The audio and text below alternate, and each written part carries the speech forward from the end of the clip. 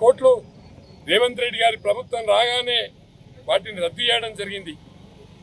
వాటి మీద మా బీఆర్ఎస్ పార్టీ శ్రేణులంతా కూడా రోజు ఖండిస్తున్నారు. గజ్వేల్ గడ్డ మీద ఈ పెండింగ్ వర్క్లన్నీ పూర్తి చేయాలని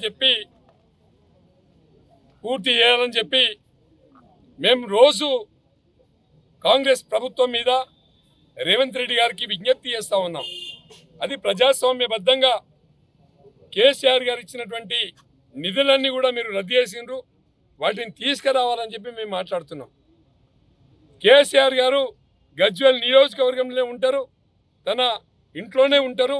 ఆయన బొంబాయిలో లేడు, హైదరాబాద్లో లేడు, గజ్వేల్లోనే ఉంటాడు. ఆయన చాలామంది కలుస్తుంటాడు, అవసరమున్న పనులన్నీ కూడా చేపిస్తుంటాడు. మేము కూడా ఆయనకు అందుబాటులో ఉండి మా బీఆర్ఎస్ పార్టీ నాయకత్వం అంతా కూడా పనిచేస్తూ ఉంది ఇక్కడ. దాన్ని జీర్ణించుకోలేక కాంగ్రెస్ పార్టీ నాయకులు గుండాల మాదిరిగా కార్యాలయం మీద దాడి చేయడము, ఇది ప్రజాస్వామ్యానికి గుడ్డలు పెట్టు, ప్రజాస్వామ్యాన్ని వ్యతిరేకిస్తున్నట్లే.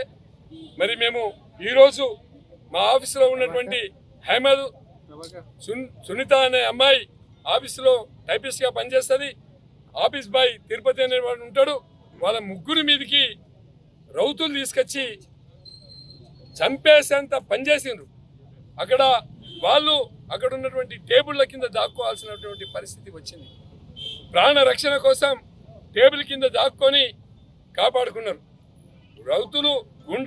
రౌతులు తీసుకొచ్చి, సుత్తలు తీసుకొచ్చి, లాఠీలు తీసుకొచ్చి అక్కడ ఎవరున్నా మర్డర్ చేసే ప్రయత్నం చేశారు.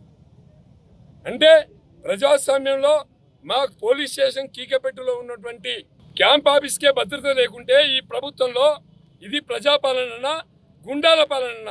మరి ప్రజలకు అర్థం చేసుకునేటువంటి రోజు దగ్గరలో ఉంది. మేము ఇప్పుడు రిప్రజెంటేషన్ ఒకటి కంప్లైంట్ ఇవ్వడం జరిగింది.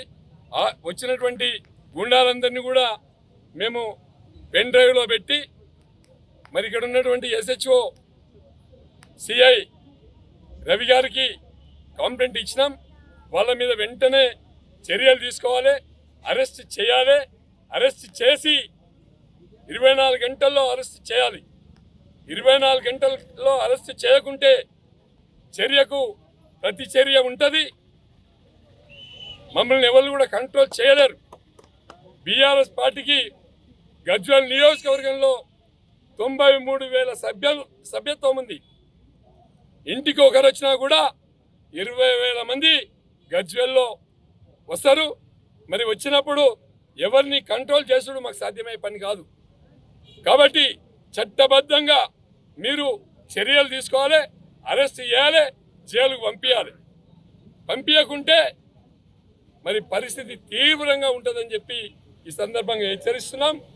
సోమవారం రోజు ప్రజాస్వామ్యబద్ధంగా ఈ దాడికి నిరసనగా గజ్వేల్ బంద్కు పిలిపిస్తున్నాం. గజ్వేల్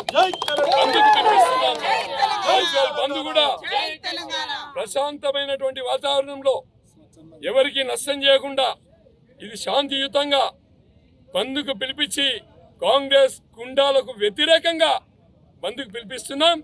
మళ్ళీ ఇలాంటిది పునరావృతం కాకుండా పోలీసులు చర్య తీసుకోవాలని చెప్పి విజ్ఞప్తి చేస్తున్నాం.